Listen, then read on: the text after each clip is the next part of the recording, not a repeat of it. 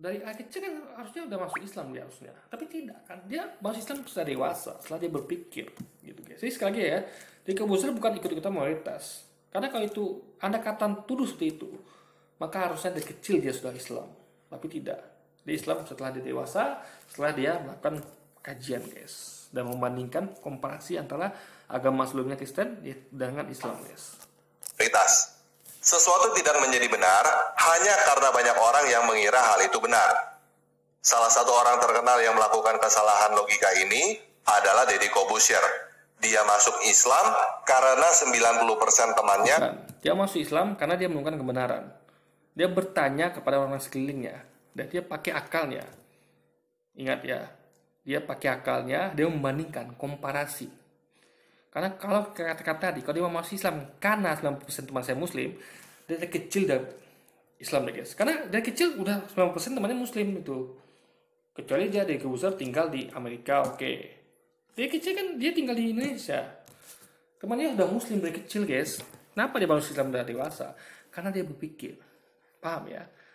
Orang yang pindah karena ikut mayoritas itu dari kecil udah pindah dia harusnya. Tapi tidak.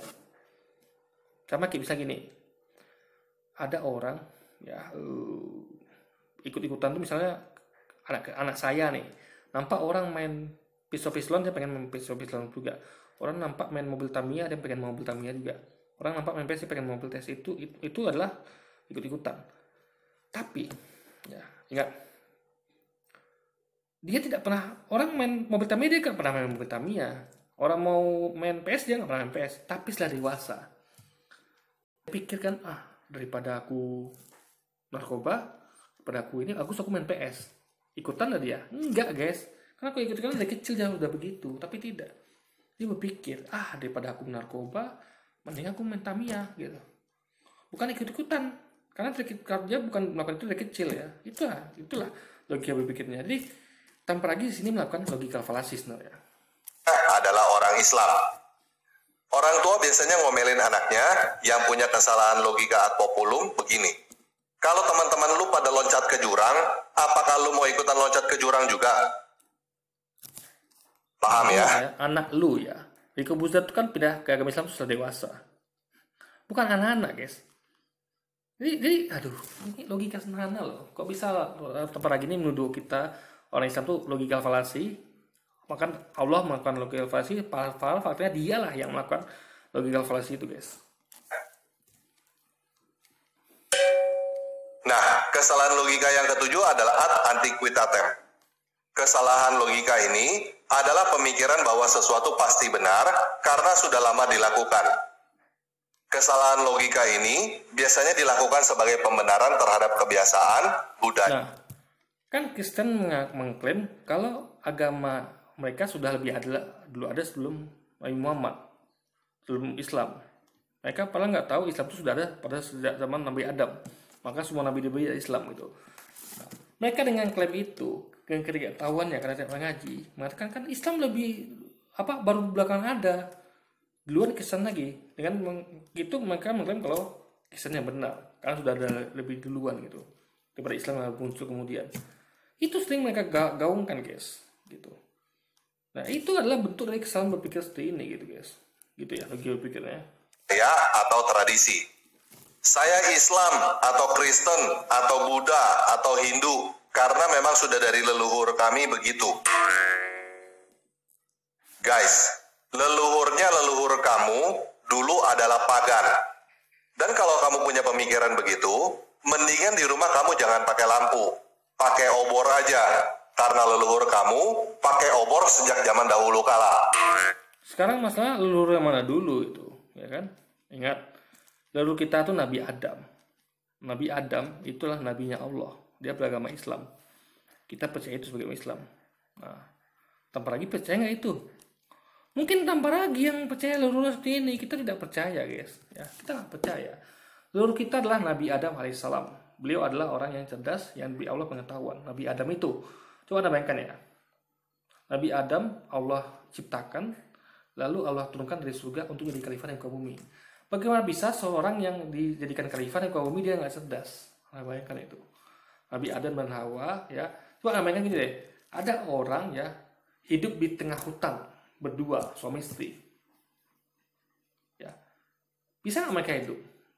Nggak bisa, kalau mereka nggak cerdas. Mereka, makanya ya, tentara ya, atau apapun itu kan dilatih tuh. Gimana supaya bisa bertahan di hutan. Itu ada mereka ya. Ada pelatihan bagi para tentara itu untuk bertahan di hutan. Mereka akan dilatih bagaimana caranya membuat pondok, bagaimana cara ini. Nah, jadi Anda jangan mainkan kayak Tarzan ya. Tarzan yang di hutan itu hidup itu orang bukan sesimpel film itu guys. Jadi makanya ada video-video ya orang-orang yang bertahan hidup di hutan itu gimana. Nggak gampang guys. Itu Anda bayangkan itu masih ada manusia. Ingat ya, sekarang banyak manusia. Zaman Nabi Adam dulu nggak ada manusia guys. Gimana ada Adam dan Hawa. Kalau mereka tidak, Allah kasih kecerdasan. Bagaimana bisa mereka mengelola bumi waktu itu. Hidup di bumi ini. Bahkan sampai berkembang biak. Coba, kalau mereka tidak cerdas. Itu perlu Anda pikirkan. Ya. Ingat, dulu nggak ada bidan loh. Bagaimana ketika Hawa melahirkan. Mereka yang menangani sendiri guys. Makannya bagaimana. Makanya Anda harus ngaji untuk tahu hal ini. Ya, makanya ketika Allah ketika menciptakan Adam dan menunjukkan pada malaikat protes, Allah kasih tahu, coba Adam sebutkan nama-nama hewan dan tumbuhan. Adam sebutkan semua. Itu dari mana informasinya? Dari Allah. Adam tuh cerdas karena Allah kasih tahu. Jadi kita guys ya, jangan karena Anda kira ya ada orang-orang yang hidup pakai obor, lalu kita seperti itu. Enggak guys. Coba Anda lihat banyak peradaban ya yang sejak dulu sudah ada peradaban kudo. Jadi gini ya. Ketika ada penemuan arkeologi yang mengatakan bahwa dahulu banget gitu ada orang tuh mampu buat ini itu, bangun ini itu. Tapi sekarang masih ada orang-orang terbelakang. Ingat, orang terbelakang tuh nggak melihat zaman guys, nggak lihat zaman ya. Tapi orang belakang itu ada karena memang dia nggak mau belajar atau dia tidak diberi Allah kecerdasan. Ini bukan tergantung pada zaman. Nah, ingat, kenapa? Manusia dikasih akal, pikiran, logika. Cuman manusia itu mau pakai apa tidak. Makanya baik dulu mau sekarang Anda akan orang-orang yang tidak cerdas. Ya. Ada orang-orang bodoh tuh ada pada setiap zaman guys. Zaman dulu sekarang ada. Makanya saya katakan ya, bukannya semakin bertambah zaman tuh orang makin maju, belum tentu, hanya beberapa orang saja, bukan semuanya gitu. Ada orang yang dulunya pintar tiba-tiba anak keturunannya jadi bodoh misalnya, ada gitu. Jadi sebenarnya tergantung manusianya apakah dia mau cerdas apa tidak gitu. Contoh misalnya ada seorang profesor ya, tapi anaknya suka narkoba, suka hura-hura. Bapak profesor nih, kira-kira bapaknya kan periode emas, profesor, orang pintar. Anaknya profesor nggak? Tentu. Kalau anak tadi suka narkoba, sekolah nggak becus gimana? Anaknya di bandalan, bodoh guys anaknya guys. Mohon maaf ya. Anaknya tidak mau belajar, dulu sekolah suka drop out, suka bolos gitu. Akhirnya melawan orang tua. Saya nggak mau sekolah, akhirnya dia ngumpul sama anak berandal, jadi anak pang misalnya. Bapaknya profesor. Padahal kalau tengok zaman, harusnya anaknya adalah super profesor gitu. Tapi makanya saya katakan ya, zaman itu bukan penentu. Ada orang-orang yang tambah pintar, ada orang-orang yang tambah bodoh gitu. Ada orang-orang yang dulunya pintar, contoh kayak apa lo? Kayak umat Islam dulu tuh pintar dulu. Dulu umat Islam tuh menguasai dunia guys. Al-Jabar, apalagi dulu itu dari umat Islam semuanya. Tapi sekarang coba lihat umat Islam tuh buruk. Coba yang pintar siapa? Orang-orang Barat. Ya kan? Pengetahuan tuh mereka ambil. Padahal asalnya dari umat Islam dulu. Sekarang tengok sekarang ada misalnya nggak yang Al-Jabar, ada lagi, siapa lagi dulu tuh yang dari umat Islam. Makanya saya katakan ya, ini bukan nenek moyang kita adalah pakai obor. Sekarang juga ada orang-orang pasti pakai obor guys gitu. Bukan, jadi itu bukan tergantung zaman, tapi tergantung pada biasa orang itu ya. Logikanya gitu loh guys. Paham ya? Nah, kesalahan logika yang terakhir adalah dilema palsu.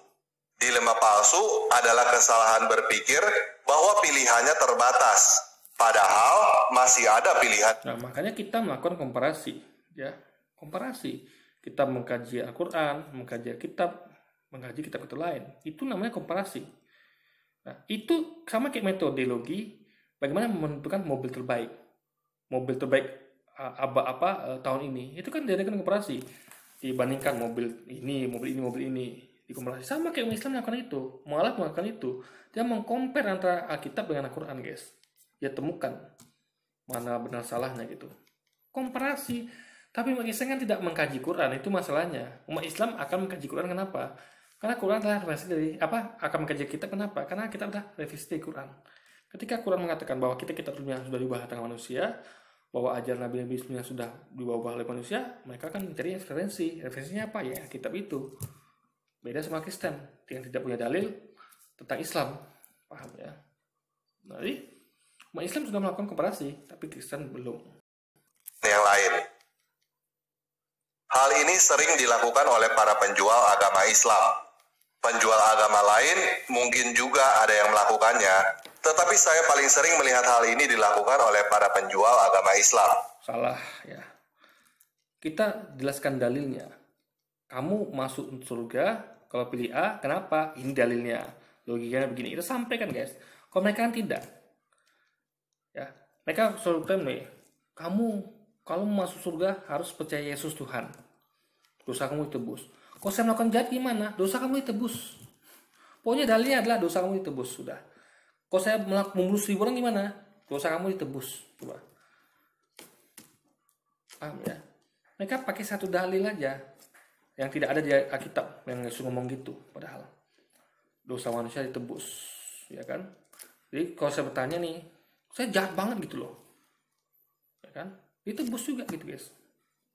Paham ya? Jadi cuma satu satunya, percaya Yesus Tuhan gitu. Paham ya? Biasanya mereka menggunakan jurus combo, manusia jerami, dan dilema palsu. Apa itu jurus combo manusia jerami dan dilema palsu?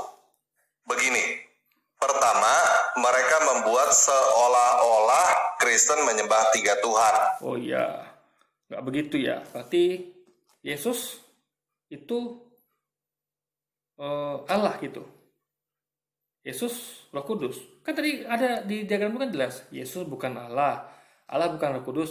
Berarti kalau pakai kata bukan, berarti ada 3 di situ. Budi bukan Anto, Anto bukan Rini. Berarti 3 di situ. Karena Budi bukan Anto, Anto bukan Rini. Sama kayak tadi diagram itu kan, Yesus bukan Allah, Allah bukan Roh Kudus. Berarti ada 3 dong. Karena masing-masing bukan gitu. Ini bukan ini bukan ini. Berarti 3. Paham ya? Nah, itu logika pikir seperti itu, guys. Padahal tidak begitu. Ini jurus manusia jerami. Setelah itu, mereka menggunakan jurus dilema palsu kepada orang-orang lugu yang kepatil jurus manusia jerami. Apa itu jurus dilema palsu? Jurus dilema palsu adalah langsung berkata bahwa karena Kristen salah, berarti Islam benar. Dengar ya, kita mengkaji kalau Kristen itu salah, Islam benar. Bukan karena Kristen salah, maka Islam benar, enggak. Udah dikaji dulunya, ditemukan kebenaran Islam. Setelah ditemukan kebenaran Islam, untuk menguatkannya, maka dicek agama sebelah. Betul nggak yang kata Islam ini benar? Ternyata benar. Jadi ditemukan apa yang di Quran sampaikan tuh memang ada di Alkitab, bahwa Alkitab diubah tuh ada. Kita temukan bukti di Alkitab, referensi di Quran ini gitu. Paham ya? Jadi bukan berarti Kristen salah, Islam pasti benar, enggak. Kita mengkaji duluan Islam. Islam mengklaim bahwa kitab-kitab dunia diubah tangan manusia. Ingat ya, basic-nya Quran dulu. Bahkan di Quran ini, bahkan kita cek Alkitab. Benar nggak klaim Quran ini? Jadi kita mengetahui kisah salah dari Quran justru. Jadi Islam benar kita temukan ya setelah kita mencek. Paham ya? Klaim Quran ini benar rupanya. Gitu loh, guys. Ya, itu logika seperti itu. Karena Yesus bukan Tuhan, berarti Muhammad adalah Nabi. Padahal, walaupun Kristen salah, belum tentu Islam benar. Walaupun Yesus bukan Tuhan, tidak membuat Muhammad adalah... Ingat, bukan cuma itu membuat Muhammad itu Nabi. Makanya ngaji. Banyak faktor yang membuat dia itu Nabi. Ingat, Nabi itulah menyampaikan firman Allah. Dan Nabi Muhammad menyampaikan firman Allah semuanya. Itu bisa dicek kebenarannya, dikaji, guys. Jadi tanpa lagi ini melakukan logika falasi, dia berpikir terlalu sempit gitu. Seperti kata dalam tempurung. Nabi, paham ya? Nah, itulah sebabnya jika teman-teman perhatikan video-video yang saya buat, walaupun saya banyak memberikan argumen bahwa Islam salah, saya tidak mau menggunakan kesalahan Islam untuk membuktikan bahwa Kristen benar. Islam salah. Gini, tanpa lagi bermain framing. Dengan ini namanya pembunuhan karakter. Ya. Jadi dengan melakukan pembunuhan karakter, dengan menyerang Islam habis-habisan, dengan pembunuhan karakter, dikatakan Islam itu teroris lah, tadi itu kayak orang goblok lah, buta lah, itu cukup bagi dia untuk, jadi dengan mengatakan Islam salah, udah cukup, berarti Kristen benar. Kenapa? Karena dia agama Kristen, ya. Dan dia mengkritik tentang Islam ini tentang semua yang berhubungan dengan Kristen, ingat ya. Dia mengkritik misalnya kalau Yesus tuh bukan nabi saja tapi Tuhan gitu. Jadi mau nggak mau orang akan memikirkan pada agama dia gitu, agama Kristen. Karena yang dibahas ya itu antar dua agama ini. Kecuali dia bahas tentang yang lain, tentang dewa apalah gitu. Tapi kan dia bahas seputar itu, tentang Kristen, tentang Yesus dan tentang yang lainnya, guys. Berarti Islam salah, bukan berarti Kristen benar. Begitu juga Kristen salah, berarti Kristen salah, bukan berarti Islam benar. Lagi pula, selain Kristen dan Islam, masih banyak pilihan yang lain kok. Masih ada Hindu, Buddha, dan bahkan ada pilihan untuk menjadi ateis. Jadi, gak perlu takut ancaman neraka dari orang yang belum tentu masuk surga. Ingat ya, ancaman itu datang dari Tuhan. Ya, kita hanya menyampaikan. Dan itu adalah kebaikan. Mengingatkan orang, contoh, ancaman ya datang dari manajemen, dari owner perusahaan. Ancaman itu berupa kalau Anda 3 hari berturut-turut tidak datang, absen, Anda dianggap bukan diri, tidak ada salah satu dipecat gitu. Itu kan ancaman dari siapa? Manajemen. Kita hanya menyampaikan, ingat bro, saya sebagai teman nih, sebagai teman yang baik, ingat loh, kamu punya istri ya, 3 hari kamu tidak masuk berturut-turut, kamu akan dipecat. Ini ada di ancaman dari manajemen. Sama kayak kita juga begitu. Ingat bro, Allah memberikan ancaman ya, kalau kamu begini masuk neraka. Kita ingatkan gitu. Sama ketika seorang karyawan mengingatkan karyawan yang lain, ancaman itu gitu. Paham ya? Apakah saya belum tentu melakukan itu? Bisa jadi saya juga melakukan itu nanti. Misalnya saya menasihati orang, jangan kamu berzina ya. Bisa jadi saya juga melakukan itu. Sama kita tadi, kamu jangan 3 hari berturut-turut nggak masuk ya, nanti kamu dipecat loh. Belum tentu saya nggak dipecat juga gitu. Jadi ketika seorang karyawan memberitahu temannya, bukan berarti dia tuh tidak melakukan itu gitu. Jadi saling ingatkan. Nah, lain kali misalnya dia yang salah nih, bro, kemarin kamu nasihatin aku kan, makasih ya. Sekarang kamu saya nasihatin. Kamu udah 2 hari nggak masuk loh, besok masuk ya gitu.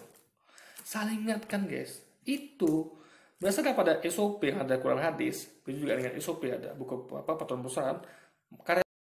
Sekarang mengingatkan sama umat Islam mengingatkan. Itu poinnya. Ini bukan pada poin apakah Anda pasti masuk surga atau enggak. Apa Anda tuh pasti nggak pernah pecat apa tidak. Bukan itu poinnya. Ini adalah poinnya adalah supaya kita semua tuh tidak masuk neraka, masuk surga semua, atau kalau orang bekerja tadi kita semua tidak kena pecat guys. Gitu loh. Saya mengingatkan itu poinnya. Itu tepat lagi nggak ngerti akan hal itu dia. Orang tua, guru, dan orang-orang yang kita hormati bisa salah. Tradisi atau kebiasaan atau budaya bisa salah. Sesuatu yang banyak dipilih orang. Makanya ngaji. Kita ngaji. Anda ngaji belum? Kapan lagi? Orang juga bisa salah.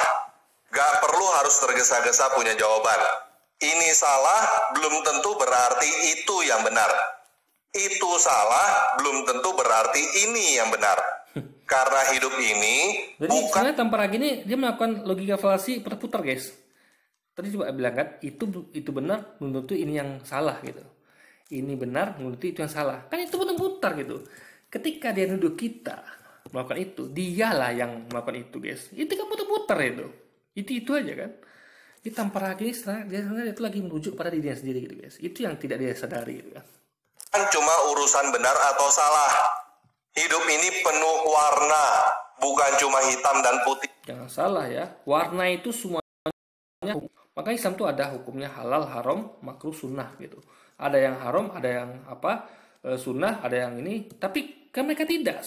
Bagi mereka semuanya halal. Ingat, babi halal. Coba apa lagi?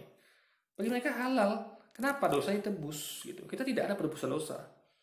Makanya orang yang nggak ada penebusan dosa nih, misalnya gini nih, saya bekerja, ada SOP, ya saya patuhi. Kalau tidak saya akan pecat. SOP-nya terlambat 3 hari berturut-turut nggak masuk, dipecat. Dia tidak, ada yang nebus nih. Jadi walaupun SOP ngomong gitu, 3 hari berturut-turut dipecat, nggak datang. Dia tinggal bilang, gampang, yang nebus aku ada kok, siapa? Itu yang punya perusahaan. Paham ya? Jadi bagi orang Kristen, ya, SOP tadi cuma seperti sampah lah kalau tempatnya guys. Hanya SOP yang tidak berlaku. Kenapa? Ketika diberlakukan, mereka tuh ada yang nebus di perusahaan itu. Misalnya, jadi ketika mereka melakukan kesalahan, dosa ibaratnya, mereka mau membunuh, kan itu bos Yesus, selamat gitu. Mereka 3 hari berturut-turut dipecat. Kan ada yang nebus, yang punya perusahaan, mereka anggap itu punya perusahaan gitu. Jadi nggak masalah Anda, jadi percuma Anda bikin SOP, toh Anda kebal hukum, Anda kebal, Anda ada nebus gitu. Sama kayak mereka ini, percuma buat hukum, jangan membunuh, jangan ini semua, tapi Anda kebal hukum, ya ada yang nebus gitu. Jadi yang nebus itu membuat Anda jadi kebal hukum, paham ya? Nah, jadi logika tadi itu jadi seperti orang yang kerja di perusahaan, ya orang itu kebal hukum, itulah orang mereka yang kebal hukum. Ketika melakukan kesalahan ada yang jamin gitu, nebus. Jangan percaya padaku. Jadi ketika mau dihukum kan, kamu saya pecat ya, kamu 3 hari itu nggak masuk. Apa datang ya orang-orang bilang kan, jangan, selanjutnya saya tebus itu. Gimana saya mau nebusnya? Saya akan mati demi dia. Coba kan, logis nggak tuh? Jadi orang ini mati demi dia. Dengan kematiannya itu kesalahannya tertebus. Jadi gak dipecat guys. Nah, itulah yang logikal falsi seperti itu gitu. Dan mereka main percaya ya tanpa mikirin logika itu logis apa tidak gitu kan. Oke, sekian video kali. Oke, jadi mungkin sekian dulu video kita kali ini ya. Sampai jumpa lagi di video-video selanjutnya. Wassalamualaikum warahmatullahi wabarakatuh guys.